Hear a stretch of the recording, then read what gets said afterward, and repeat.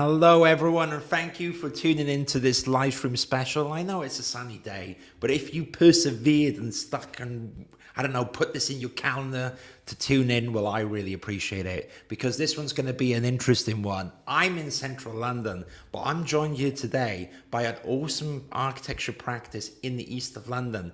Now, they do other things as well than just architecture. Sounds bizarre, sounds crazy, right? But it's true. You might have had a coffee or a bagel in their cafe, and as well as that, they're designing their own buildings and all this super stuff that I find really interesting. So without further ado, may I introduce the awesome Mark from Common Ground Workshop. How are you, Mark? Very well, thanks.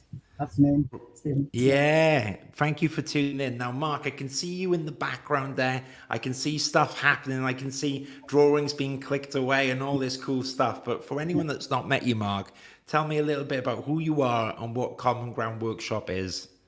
So Common Ground Workshop just kind of practice opened in 2014 and kind of with the desire to run a commercial business alongside it. So kind of started the practice at Metmore Studios back in just in London Fields, and started working with alongside some friends, Kazema and Alistair from Collective Works, and yeah, just at the time was looking for commercial premises to open a cafe and then run a design studio from the cafe. So managed to find a great space in Bethnal Green, just on Old Bethnal Green Road, which I got leased for in August of 2014. And then kind of wanted to set up, architects working in a space, and then have just a standard like community cafe front of house, but with a studio operation within it. I spoke to Kazema and Alistair about that, and they were really keen on the idea. So we kind of once I fitted out the cafe, they came and joined me as two practices kind of sitting in a space. Which we kind of trialed. It was, it's kind of fine for the time, but distracting as well because we're working with a long table in the middle, people kind of chatting and eating, and we're obviously doing work. So it was kind of good. It is like an experiment to see how, you could practice in a community setting, a kind of commercial public offering. And yeah, I think we kind of, there were a few years where we did like a London Festival of Architecture kind of barbecue. We kind of had an open studio, and I was lucky because getting the cafe space, I didn't know that there was a muse yard behind that had like loads of architects. So we met Russian for Fish, and we met like BPPR and Open Practice Architecture. There was Charles Holland and Ali Ward.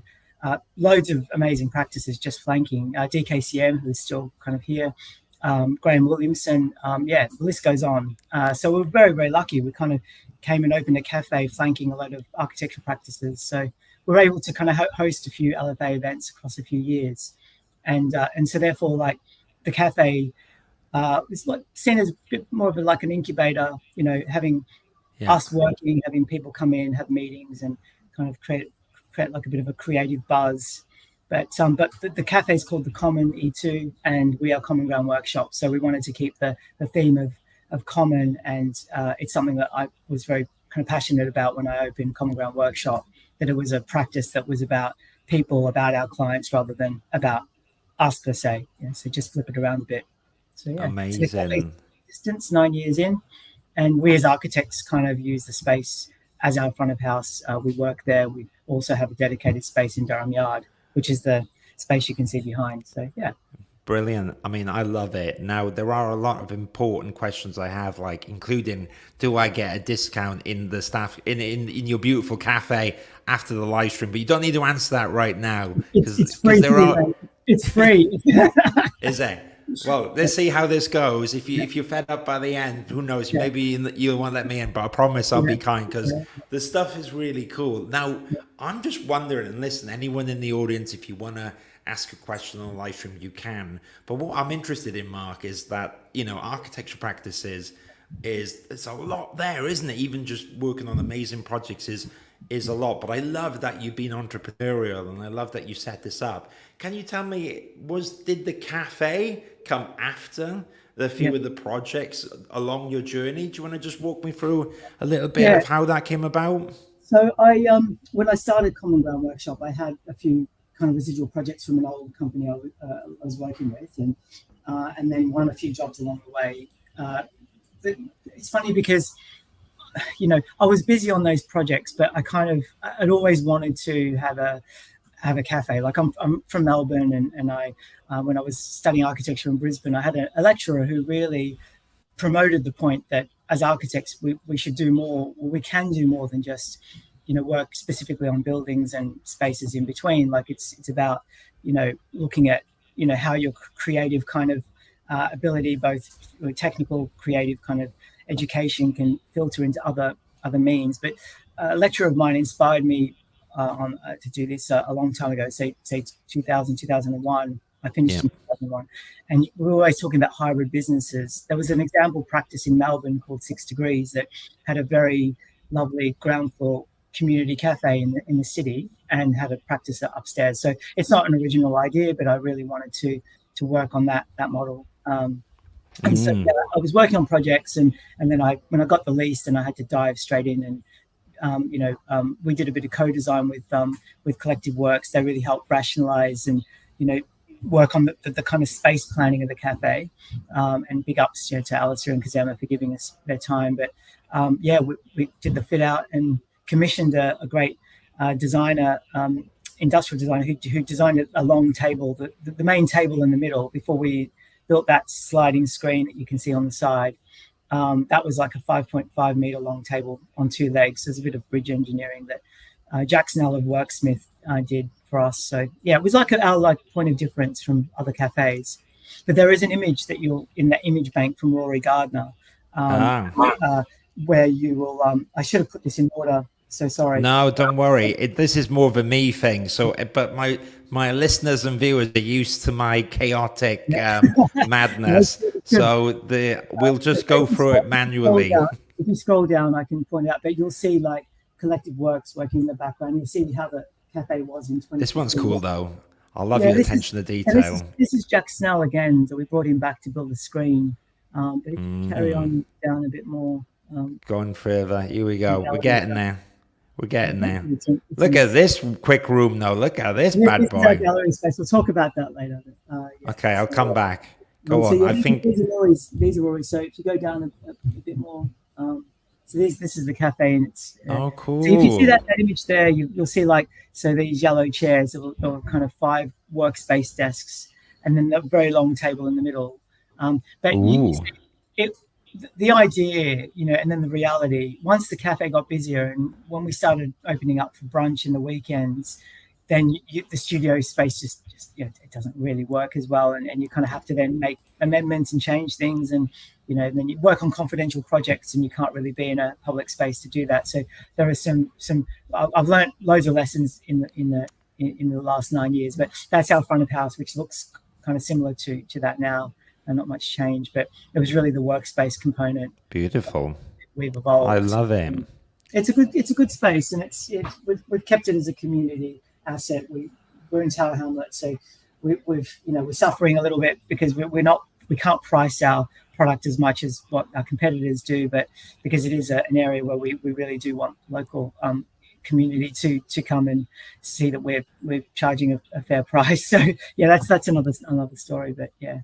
So yeah. Well, I can see it here. I think that from £2.70 for a flat white is incredible. 2015 prices, mate. Sorry, that's not today. No, come on, but it's still good. But what a beautiful space. The shot there. So you'll see before the sliding screen went in, it's like we've got a workspace component, and it was great. It lasted for 2 years in that iteration, because but we found that over time, you can't really, if you want to come into work on a Saturday and it's open for brunch, it doesn't exactly work that way. But we use the rear space now as our meeting space at a point which we can go and work when we get busier. Also, we've got shelving and marketing material, so it's a great place to meet clients. So that space that you see there now is our studio kind of setup. But it's open to the public to come in and have brunch in the weekends and stuff. Oh, wow. It's Yeah. really cool, and thanks for showing that. It's really interesting. Now, Yeah. so the architecture practice is there. Hang on, Yeah. I'll bring it back to me and you rather than my Yeah. chaotic No, it's, PDF yeah. for a sec. We'll go back Yeah. in a second. But so you've got the architecture practice, you've got the cafe, and then there Yeah. were some cool projects in between. But let's Yeah. talk quickly about the projects, because Yeah. while I was flicking through in my Yeah. chaotic list, I was seeing some beautiful residential projects and all this stuff as well. Yeah. Do you want to give us a flavour, Mark, of the kind of Yeah. thing that Common Ground Workshop has done So, over the years and you do now? so is it the Resi project that you have the images for there, Stephen? Yeah, I'll bring it. I'll bring it back. I'll bring it back No, now. We'll get there. that You'll just wasn't a have to prompt. drive me. It sounded like a cheesy prompt, but that was more just. Do I talk about the? Yeah. You could talk about whatever you want, but maybe you can showcase. I've got a few projects here. We'll just jump straight in. Look, Yeah, so you got this beautiful aesthetic. Yeah, so Go on. This is a so what we did as Common Ground Workshop. We earlier in 2017 we took on a commission from a independent client. I previously finished a house, detached standalone house in Camberwell, which that was one of my first commissions in starting Common Ground Workshop in 2014. But we finished the build in 2017, and then I picked up this beautiful warehouse site just around the corner on Cottage Green, and we achieved planning to convert a 2-story warehouse into a 3-story house, and we went for pre-art. It was a great report from the case officer because we demonstrated good design acumen in the area. So he wasn't really willing to allow us planning on such a small curtilage to go 3 levels. But to cut a long story short, we started construction in 2019, and then the client got ill, and after COVID just decided to sell the site. So my business partner, Jack Pannell, and I decided we would collaborate, put our funds together and set up a development company, which would therefore acquire the property and build it out as per the planning permissions we achieved. So we had 2 permissions going, one in 2019, which asked for more area. And essentially, yeah, we built it to flip. So, we're sort of in the process now just of getting to that end point. But the building's finished. We learned a lot along the way because we worked with a builder who let us kind of co-manage. So in order to save a lot of money in margins and builders' margins, we handled all the material for external cladding, doors and windows, all the heating and hot water tech, so the air source heat pump and the underfloor heating. So the majority of the bill, we kind of sourced the material, organized it, had it delivered to site. And so therefore I've acted as developer and the architecture practice is the architect. And so this is Common Ground Development's first project, which we're kind of nominated for the AJ Small Projects Award for this year. And we also have a feature in the open house weekend in September through Open City. So we're really pleased that it's gained a bit of traction. But it's a small site, 60, 62 square meters, super tiny, over 3-story, but it's great for a couple, and it's a freehold detached house. So we sell the freehold, and it's a great entry house for a young couple in a great area as well. So yeah. Can I just say that is the coolest bathroom I've ever seen for a long time. We had to frost the corner window, so now that's frosted because that looks straight into the neighbour's living room. Clearly, if you go down a few images, you'll see the warehouse itself. So that's the front elevation there. So wow, see, we maintain that the warehouse is as existing, or the sliding doors we just lightly refurbished them, but repainted them in the same color, and we've applied text to the signage to the shutters. So we've given the building the name Lloyd Iced House, and that's because of the client. The original brief was that the house was going to be for their late son's foundation, the Lloyd Ice Foundation. It was going to be a house that would house young kids, young adults who come to London, and they'd have their rent subsidised by Charlie and Val, my clients, and Lloyd Ice's mum and dad.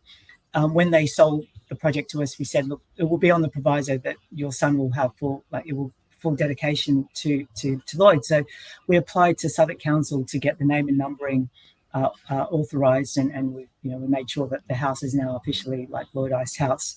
The buyers are also under a strict kind of covenant that they must never change the name and so on and so forth. So yeah, so Wow. third house, and we're very proud of that, and proud to give Charlie and Val kind of a bit of a physical mark now for their son. So yeah, pretty kind of that was Yeah. What a lovely project. So clearly, you know what you're doing when it comes to these projects, and you've got the beautiful yeah cafe. yeah. So No, thank you very much. where did this like inspiration come from? Because you mentioned before you kind of fancied it, but there might be a lot of architects out there that think, Mark, I'm going to be really honest with you, isn't it? It's for a full-time job just doing the Yeah architecture. Do you think sometimes there's like massive positives to having yeah. such a diverse portfolio of different businesses, and sometimes are there some challenges with that Yeah, comes along with it, Mark? 100%. So I didn't, and this is like kind of no holds barred, like very, to the as honest as I can be on this one.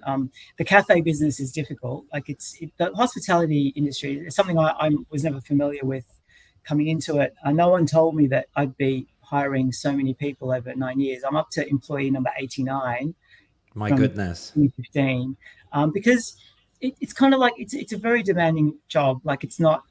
I worked in it for 2 years, and I still work in it. I still, when we're busy, I go downstairs, and because the cafe is just across the courtyard, so I'm there within a minute, and I help them sweep the floors, mop the floors. Still, bit of stock count.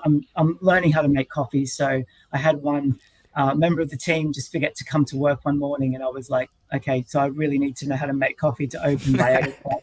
One of my customers is a very well-known architect around the corner, and I was very embarrassed because the barista called me saying he's like, No you are, way. and I swore really loud on the street, and this architect just kept quiet. It was like, I'm so sorry, this is not my normal morning, but it's the stress of like when you're the sole proprietor. It's your neck on the line when you don't open, or when if there is a complaint or 1-star review. One time we had the juice that we buy through our juice supplier. They gave us something that was off, and it caused a stomach pain in one customer. That customer turned out to become a really good friend, because he emailed me and just said, oh, by the way, we've had some fizzy juice from your cafe. So he could have gone to town on Google, but he emailed me, which was really Oh, lovely. good. But it's a tough gig, and I would say that to anyone that wants to kind of branch out and have multiple businesses, what's made Common Ground Workshop work is that we've got an amazing team. That I've also got the buy-in of the team of Jack, Marn, and Kareen, and it's like I could step away for a week and this place will run smoothly. Jack Panel is, we're all like the guys in marketing, amazing at everything that I'm not currently. So great designers, great marketing, great at everything. So without them, like obviously I couldn't hold these down. So it's really about the team. And when the cafe works well, it's because you've got a manager and a head chef, the two department heads that are really dedicated, passionate. They love what they do. And as an owner, I would give all creative control, never constrain any of the guys, the team to do what I want. Like it's not a menu that I saw in Melbourne that I want everyone to roll out, and have kept that Yeah. across the 9 years. Like every chef has given me the common, their own flavor, and we let that evolve. But when that doesn't happen, and at the moment, like say, it's hard to get really skilled labor, and unfortunately the hospitality gig is, everyone thinks it's just a vocational, but for me it's as professional as an architecture Yeah. practice. Like a chef has like very specific parameters to work with. They've got costings, and they've got there's health and hygiene, making sure that all the food is dated, everything's used, there's no wastage. It's just a remarkable amount of parameters they've got to work within. And same with the head barista. You've got your client facing every moment of the day, and Yeah. you can be as nice as you can to a customer. And if they don't like you, or they don't appreciate that they've waited an extra 5 minutes for a coffee, they'll bad review you. It's really demanding, and it's tiring when you listen and you hear the complaints. And not that we get that many of them. We've got good Google reviews standing, but it's tough. Like so, So if you were to have multiple businesses, having partnerships or alliances with people who are invested, or as we say, have skin in the game, they've got money on the table. It's theirs as much as it is yours. Then I Yeah. think businesses can work. The Yeah. best restaurants, I believe, are like restaurants that the owner. There are two or three owners, and they work in the business. One is like leading the kitchen, the others leading the bar, and others leading finance. So yeah. Interesting. It's very, very interesting. And listen, I commend you on that. My goodness. So you have to sometimes find architects. Sometimes you have to find, baristas. I mean, that's quite a wide range. Yeah. But like you said, maybe Yeah. before we move on, what's the bit that you enjoy about the cafe then? Is it that social aspect? Yeah, I've met Stephen, like since 2015. I've met so many amazing people, and my customers are great. The customers, I've still got customers that have been coming to us since we opened. I've met some great friends through the cafe, and architects that are now really good close friends of mine as well. So yeah, I think there's something nice about, like, I spend my Saturday kind of in the cafe, and when it starts filling up on a Saturday morning, it's, you've done something right when people either call you to get a reservation, which we don't take reservations, but there is a real joy in that there's something that you kind of created. I think in my little review, there is like these three concepts, and it is very much like designing a building. You've got the kind of concept, and you've got the design and planning, and then you've got the realization. And the realization is that your space can be busy on a Saturday morning. Then it validates that your concept and your delivery were and that how you procure everything with your team is working. So yeah, there's a lot of joy in it. It's just another full-time job, but yeah. You've got two full-time jobs. Well, you might Yeah. have three, Yeah. because you touched a bit earlier upon innovative ways of projects, and I understand that you were effectively your own developer, your own client in one building. Now, just before you tell me the highs and lows of that, Mark, I've known an architecture practice before that's done that, and he said to me he would never do it again because he was literally sweeping the floor, trying to get the builders in. So that extra level, because when you're the project architect, the client, everything else, it falls on you. Mark, what's your experience, Mark, acting as the developer as well? we were really lucky. Sim. We had a great builder, and I'll give full credit to Tuga Constructions. They were amazing. They worked with us to make sure that the contract sum wasn't like, because what we did is when we that was the Cottage Green project, which the images we showed you. But when we were about to exchange and complete on the acquisition, we made sure that we had our contract sum. That was something Jack was very, very focused on, that our contract sum was enough, like to a point that we would be able to flip it with a profit. We spoke to a number of agents, local agents in the time, to get a flavor of what the kind of sale price would be. Obviously, this was all before there was a war announced, and also before the mortgage markets took a bit of a tumble in September. But we had a great builder, so it wasn't so big a stress working with the building company. I think they were amazing, and the delivery, like we were looking at an October, November finish, and we finished in January, late January. And that, for me, with such a complicated site, it was such a small site that you're fitting a whole building within. It was only like 36 square meter site. And the envelope of the building, we had 8 square meter courtyard. So there wasn't much movement to fit materials into kind of like a Tetris of how do you demolish and build and only work within the envelope that you've got. I think the biggest challenge was just thereafter, it was the sale. It's looking to sell it whilst you're under construction.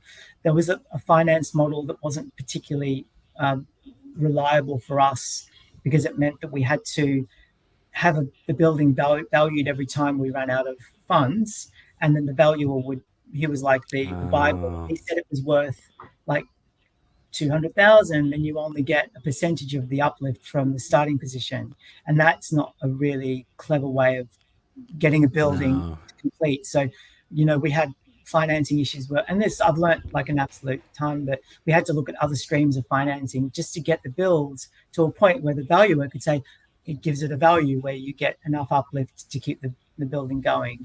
So so from more of a finance perspective, and then kind of looking at the exit strategy, exit loans, and tying that in with getting the sale, and then also looking at how the mortgage markets were affecting sales and how sales would fall through very easily. So you get a sale, but it would be under offer for like a week, and then it would fall through. So it's just difficult time, but I would do it again. I would do it again though. it's a great I challenge. love your energy enthusiasm. So we're finding, a barista because we're short on Monday. Then we're doing the development. Yeah, You're really yeah, handling it yeah. all, Mark. Yeah, I love it. yeah. No, but again, it's about having a good team. Like the finding the barista thing, I have a manager to do that. If there's a failure there and I have to do it, then it is problematic. But yeah, no, it's knowing that you need to have an understanding of all parts to keep everything going. But yeah, it's fine. Like again, it comes back to what I was taught back in 2000, 2001, where architecture is great as a profession, but we have a very unique ability to be both creative and to be technical, and I kind of like it's kind of technical side, but also that we should really be finance driven. We should have a bit more and be a little bit more understanding that profit is everything, and even the way we structure our business, like to do a project, but also that at the end of it, when everything is paid, that there is profit, because then that's the lubrication for progress and forward movement. So and Yeah.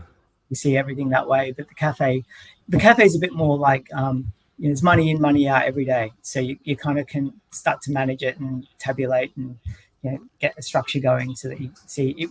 You can also call out when you're losing money, so you can then make adjustments before before you do go bust. So you can make Yeah. changes to menu and staffing and all that stuff. So yeah, Fair enough. I'm impressed, and I think that for anyone in our audience here who's been thinking about this stuff, Mark, you got a treasure trove of insight here. Now, I yeah, do want to talk a bit about in a second what the future is for you. However, yeah, while we were going through it, my chaotic list, yeah. Nice. Mark sent them very organized, but I've disorganized them.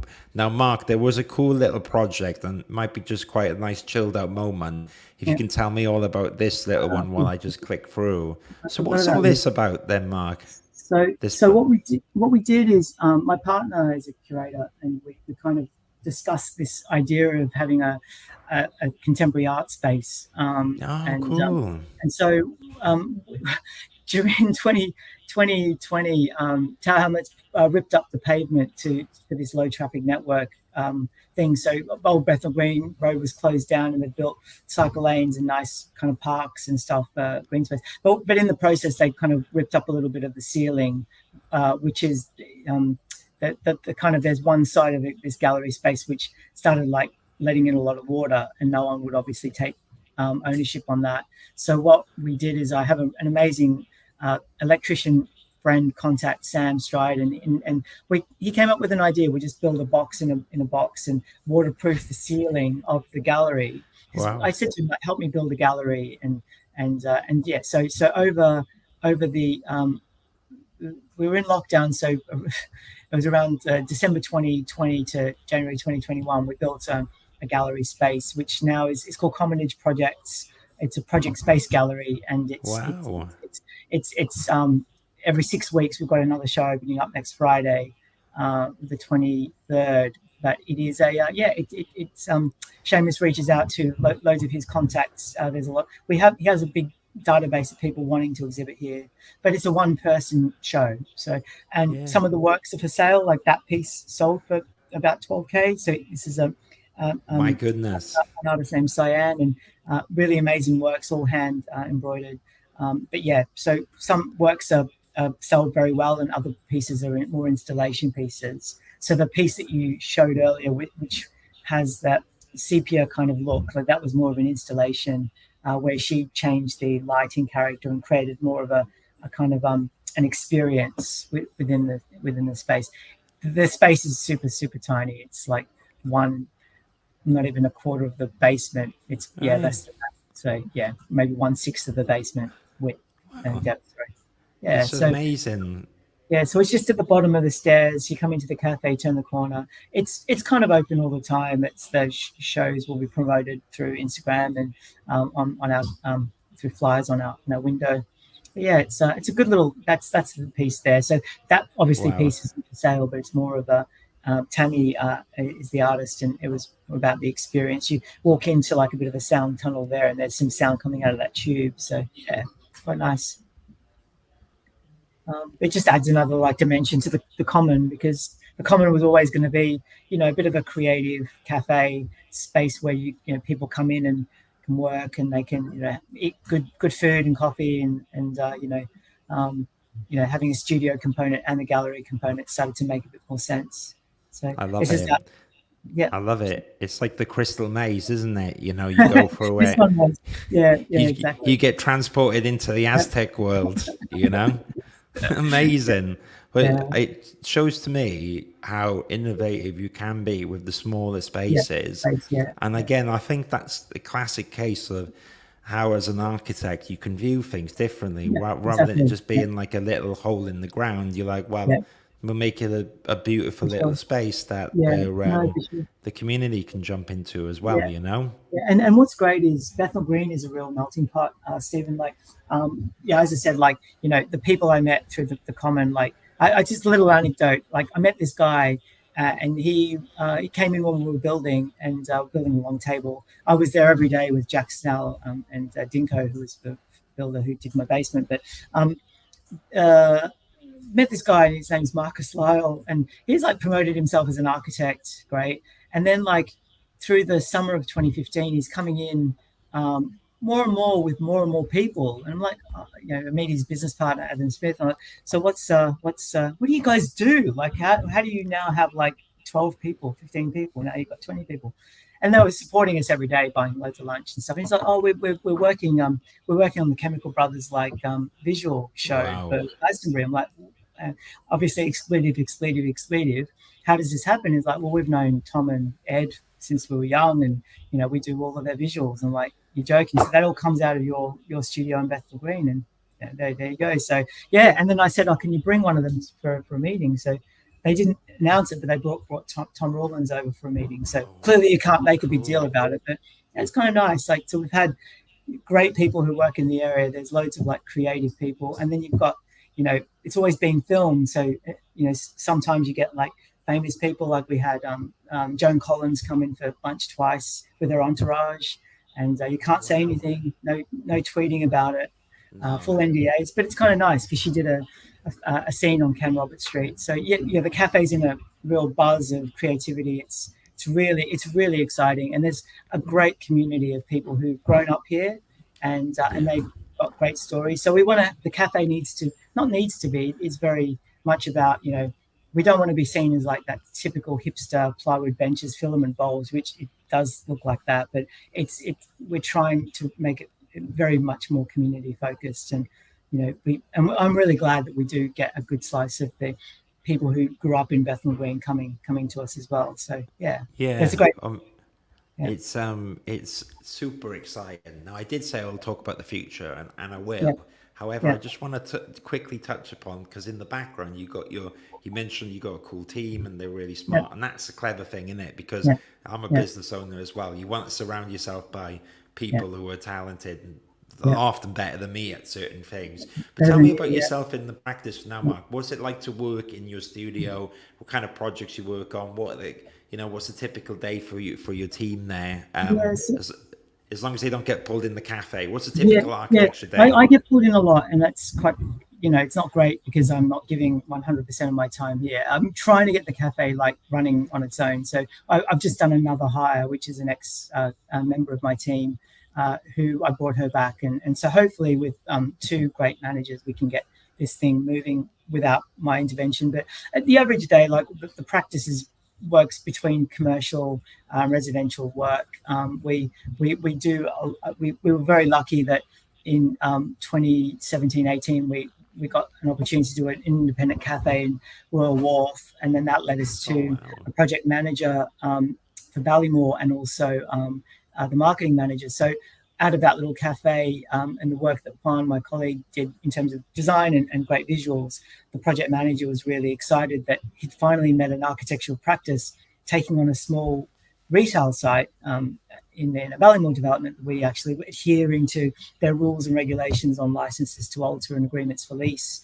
And we're very methodical about what we're doing. And they thought the visuals were great. And no small practice was doing visuals for tenants. So they brought us on board, gave us some projects at Embassy Gardens, which we've now delivered. One's a cocktail bar, and it's now, I think it's like an American kind of food and cocktail bar embassy, and then and 10 Health and Fitness have got a Pilates studio. But that's kind of snowballed. Jack Panel joined me because we needed, like, you know, I needed help. I was never going to be able to deliver this on my own. So now, like, the work we do with Ballymore is really great.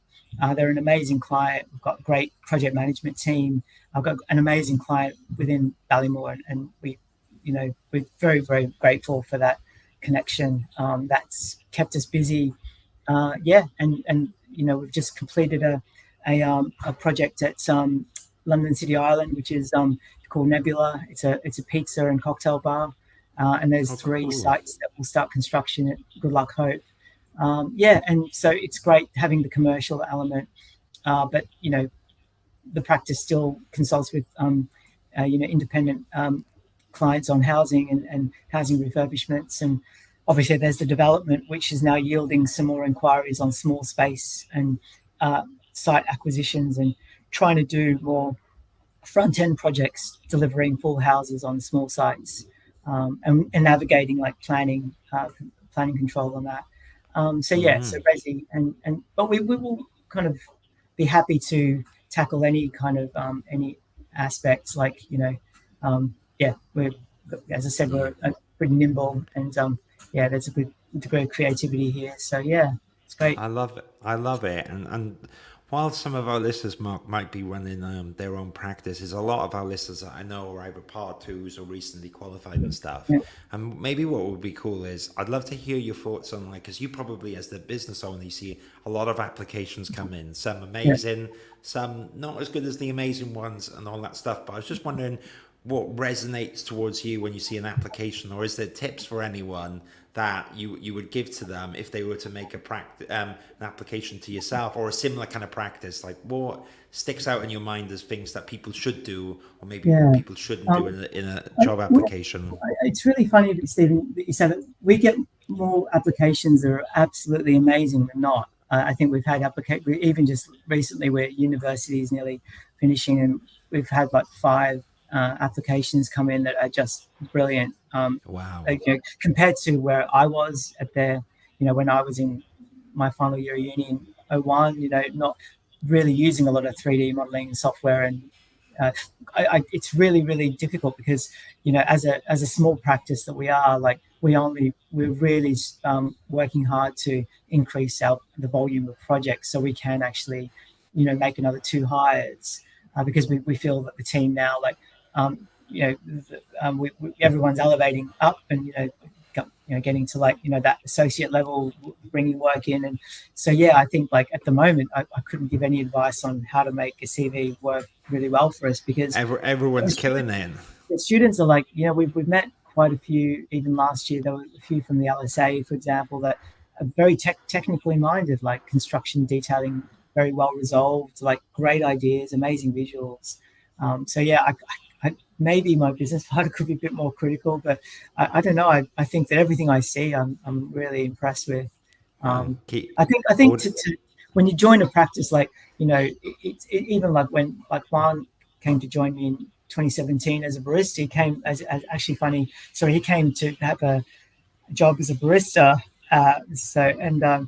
My manager at the time said that his coffee was really bad, but when I saw his CV, I was like, the visuals, the ability, like the drawing work was just insane. So, and then I brought him in just to do a few visuals for me, and then, like, you know, we've been together now since 2017. So it's that kind of thing, you know, just like surpassing my ability at that time, you know, when I finished uni. So yeah, really impressed. There's a lot of students showing a lot of technical ability, which is great. And I think if you want to bring someone into a practice, like, you know, there's not really a lot of scope to be designing at the start, but, you know, we'll need people writing schedules and getting into a bit more of the nitty gritty. And I think, you know, there's a competence there. So yeah, the team also, like, Jack and Corinne also do some mentoring with, is it the LSA guys or the LSA? Yeah, LSA. Yes, Central St Martin. So it's kind of good because they're also getting involved so much more in student education, and we kind of on the list with the LSA as well. We want to be a bit more involved in university life, so that we when we bring in students, that they are really like they've got the knowledge and the readiness to go and go straight in. So yeah, it's pretty cool. Well Yeah. done. I mean, There's I a lot of love it. talent here. There's a lot of talent in London. Weirdly, I was in Brisbane and doing a little bit of work last September in my mate's practice, and he was struggling to get people to work for him. And I'm like, I'll send you some of the CVs across, and you'd see the caliber of work that's coming out of London. And he was just like, this is just Blown away. blown away. Yeah. So really, really, yeah, big ups to all the institutions out there doing great things with their students. So, yeah. Oh, fair play, Mark. Well, Yeah. No, I'm worries. I've got you for a few more minutes here before you go. And now, and anyone in the audience, this is the last chance to ask Mark something before he goes back to either helping out in the restaurant or the architecture practice or setting up the new museum. Yeah. You know? I'm going to print out some schedules for my manager, but yeah, that's the last thing I'll do today. But yeah, anyway. Yeah, exactly. But Mark, I'm curious, what's in the future for you then? Do you think you're going to keep doing more stuff? Are you happy with what you are, or do you see your architectural practice going in a particular way with the industry going? Tell me what your thoughts are. I'd like to. Obviously, the commons are a really important part of our business strategy, because it is, it's that formal community link that we have, and we want to really harness that a bit more. So I think where I really like the common to go is I'd really love to bring in someone who can either co-own it with me or share the responsibility. That's because I'm kind of, I just need a bit more time to be able to live and not be so stressed about it. But with the studio, I think we've got some great clients, and there seems to be a lot of work in the pipeline and going down those two main streams. The commercial end, there's a lot that we know we can move into. So that's kind of the next phase. And with clients like Ballymore, and then there are other developers we're talking to that we can really add value. But I kind of feel that like the cafe and the development business have given us like a very specific body of knowledge. And with the cafe, it's like there's operations knowledge. There's how do you start, how do you finance, how do you price, how do you arrange your whole business finance schedules, and everything from like designing kitchens and restaurants, the right equipment, extraction methodologies, etc. So I kind of really want to have like at least an arm of the practice that really does specialize and work with kitchen companies and stuff on delivering high spec kitchens and that kind of thing. And then the development arm, which I really think would be a great thing to push forward, but pending finding a site and obviously a site where you are fairly confident you'll get planning, because we were very lucky, Stephen. We had a client, we got planning. He didn't want to do the project, so it was a no-brainer just to buy it off him and get the financing, because we had a robust business plan at that point. But the development company is very exciting, but probably has a lot greater risk. So we'll have to like map that one out very carefully. But again, there's like so many schedules and so many like documents, and that there's a knowledge base there that we really want to move forward as well. So there's a few strands, but that will come with more people joining and bigger infrastructure, because as 4 people in a studio, or 4 or 5, we'll do that just as 4 people. So yeah, good for you. Well, I'm super impressed, and I think that it's absolutely it's an exciting time. I do think you've got your hands full, Mark, already, and I mean that in the nicest way. So I want you to just have a breather, not get sucked into the restaurant. You're gonna wake up at night going double latte, oh, but I still don't know how to make it properly. So that's what I do. I think you do enough. But before you go, Mark, because I really appreciate being here, maybe because I've been asking all the questions, I always like to say, is there anything you want to ask me at the moment at all? Anything that pops in your brain? I just want to commend you. I think like we met at an event at the RIBA. I think you're really like, this is a great platform, and I'm sure you're going to get some amazing people speaking. As I said, I listened to the one previously with Landsec, and I just think you've got the right. It's just like the right attitude. You kept me pretty chill, because I'm not very good at doing any of this like face Oh, this. come on, you're Yeah. fine. My Well, business partner's better than I am, but yeah, no, it's well, cool. I feel very relaxed, and yeah, it's been very, very, very nice opportunity. Yeah, to talk about this. well, Yeah, you're a thank you. gentleman, Mark. I say I thanks mean, for this opportunity. of course. Well, listen, no, thank you for being here. And I'll be honest, Mark, I'm okay Yeah, at talking, but if I was yeah, in your practice or I was yeah, definitely pouring those coffees and stuff, I think I'd struggle. I yeah, think that your cafe would then yeah. become a loss leader. But listen, I Yeah. really appreciate Thank you you. being here, It's very Mark. lovely. Cheers. I Thank you very really much. do. But what I was going to say, Mark, if you can Yeah, just stay on the stage for two, yeah, of three course. minutes Yeah, with me, yeah, I'm going to yeah, end the live stream now. But just a quick thank you for anyone that's yeah. tuned in or anyone that's watching the replay. I really appreciate it. And you can get in touch with Mark on their website. So on www.commongroundworkshop.co.uk, you can find Mark, you can find the whole team. And as Mark said, you can pop down to Bethnal Green, have a Yeah, coffee. You yeah. might catch him in there one In day. the Be kind mornings, to in the him. mornings, Be in the mornings. kind. So, Don't order yeah, anything difficult and yeah, technical because he's an architect yeah, first and foremost. yeah. But you can catch him there. Thank you, Mark. Stay on the stage, and thank you for Thank you. tuning in. And we'll see you in the audience soon. Take care. Bye. Thank you. Cheers.